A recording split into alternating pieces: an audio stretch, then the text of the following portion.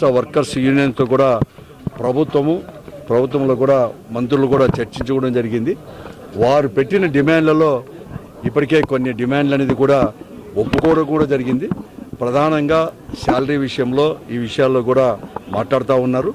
నేను తప్పకుండా కూడా మరొక మారు కూడా ప్రభుత్వం దృష్టికి కూడా పెద్దల దృష్టికి కూడా తీసుకొని పోయి నాకు పూర్తిగా నమ్మకం ఉంది 1-2 రోజుల్లో కూడా ఈ సమ్మెకి అనేది కూడా పరిష్కార మార్గం అనేది కూడా తప్పకుండా కూడా వస్తుంది అని చెప్పేసి కూడా తప్పకుండా కూడా చెప్తాను. ఇదే కాదు, అలాగే మున్సిపల్ వర్కర్స్ యూనియన్ కానీ తర్వాత వీరందరూ కూడా తర్వాత ఆశా వర్కర్సు అందరికీ ప్రతి ఒక్కరికి నేను మనవి చేసేది ఏమంటే వారందరికీ కూడా తప్పకుండా చేస్తుంది. ఈ ప్రభుత్వం అనేది కూడా ప్రజాస్వామ్య పద్ధతిలోనే కూడా నడుస్తూ అనేకంగా కూడా ఎంప్లాయీస్ కావచ్చు, ప్రజలు కావచ్చు, ఎప్పుడు కానీ వేరే రకంగా కాకుండా ఒక మానవతా హృదయంతో పనిచేసుకుంటూ పోతున్నాడు జగన్మోహన్ నాయకత్వంలో ఉండే ప్రభుత్వం కూడా. మరి అలాగే ఈరోజు అందరూ కూడా అర్థం చేసుకోవాల్సిన అవసరం కూడా ఉందని చెప్పేసి వారికి కూడా చెప్తాను.